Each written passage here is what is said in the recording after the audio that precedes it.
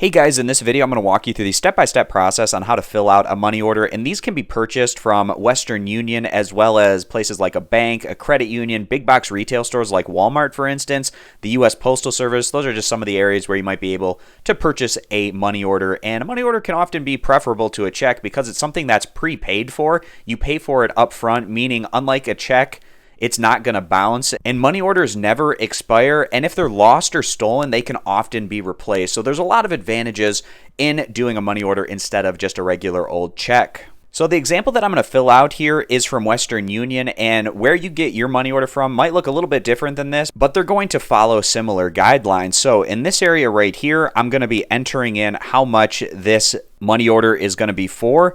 And let's say for this example, I'm doing a money order so that I can put down money for the deposit on an apartment that I'm going to be renting. And let's say this deposit is for the amount of $1,000. So I'll enter that in here. And now where it says pay to the order of, this is going to be the area where you write down the individual or the company that you are sending this money order to. And you're going to want to fill out this area pretty early on. Because let's say, for instance, you get the money order and you don't fill out this area right away and then you lose the money order. Whoever finds the money order could put their name in this area and then cash it. So you're going to want to fill out this area pretty quickly. So let's say the name of the apartment is just something generic. Let's go with Apartment LLC.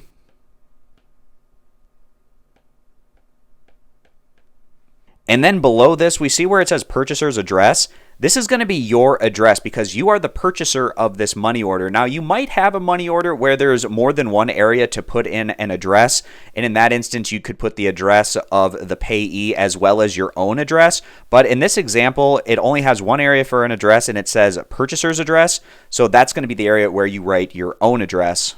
So you'd enter in your street, as well as potentially your apartment number, your city or town name, your state, as well as a zip code.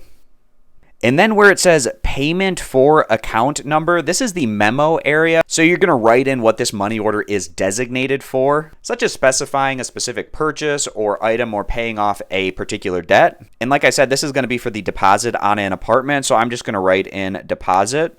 And this could also be an area where you enter in an account number that you know is going to apply to this purchase and would help out the individual who's receiving this money order, helping them know what it's going to be for. And then the final area on this money order says purchaser's signature. So you are the purchaser, so this is going to be your own signature. And let's say this person's name is Ed Smith. So we'll just write that in here.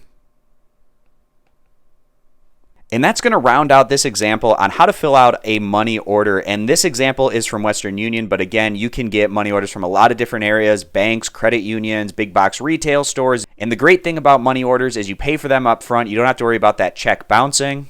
And after you purchase a money order, be sure to keep the receipt. This is going to contain the tracking number, and this can tell you if the right person cashed your money order. And also, in case that a money order gets lost or stolen, you can often use this tracking number to help you replace it. And your receipt can also help you cancel the money order should your plans change. So I hope this video was helpful. I appreciate you guys stopping by. Consider subscribing, and I'll catch you back here next time.